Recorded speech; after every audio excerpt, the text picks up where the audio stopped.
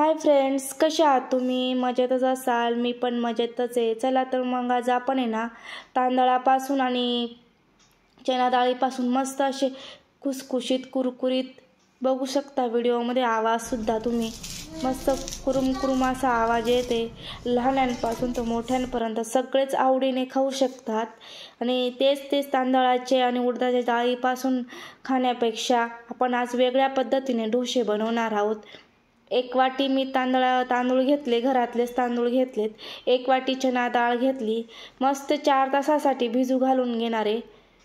अशी छान भिजत घालून घ्यायची 4 तासासाठी. स्वच्छ 3 पाण्याने धुवून घेतली. अशा पद्धतीने 3 पाण्याने धुवून घेतल्यानंतर 4 तासासाठी भिजत घालून घेतलेली आहे. आता आपण मिक्सरचं भांडं घेऊया. छान परत मी 2 पाण्याने स्वच्छ असं धुवून घेतलं आणि मिक्सरच्या भांड्यात टाकून छान वाटून घेणार आहे. जास्त बारीकही नाही, जास्त जाडसर पण नाही, अशा पद्धतीने मी वाटून घेत आहे.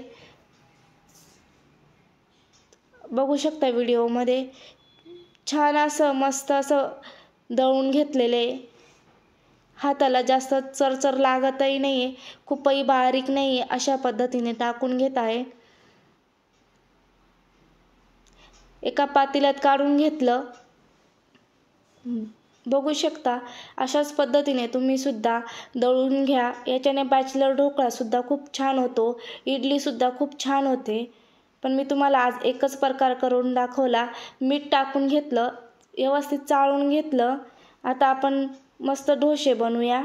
आणि मी डोशांसाठी थोडं वेगळ्या साईडला पीठ काढून घेतलं. त्याच्यात अर्धा ग्लास पाणी टाकून थोडं पातळ अशा थिकनेसमध्ये करून घेतलेले.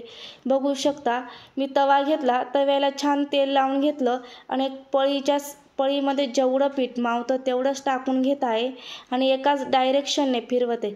खूप छान न चुकता, न काही होता, जाड बारीक न होता खूप छान अशा पद्धतीने डोसा तयार होतो. बघू शकता छान असा आता खरपूस होईपर्यंत खालून भाजून घेणार आहोत. बघूया आता वरची जी साईड आहे ना मस्त अशी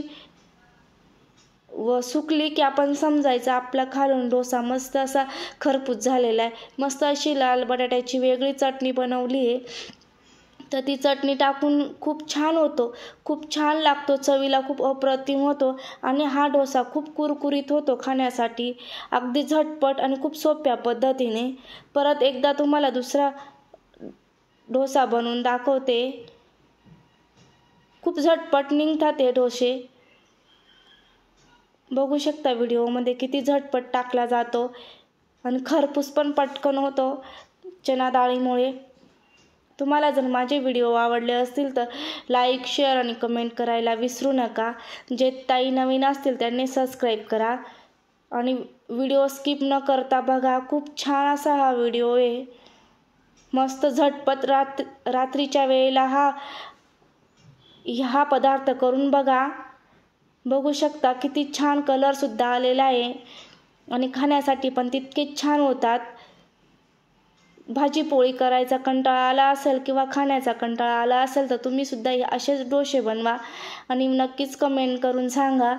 बघू शकता किती कुरकुरीत आले. लहानांपासून तर मोठ्यांपर्यंत सगळेच आवडीने खातील. व्हिडिओ स्किप न करता पहा. धन्यवाद.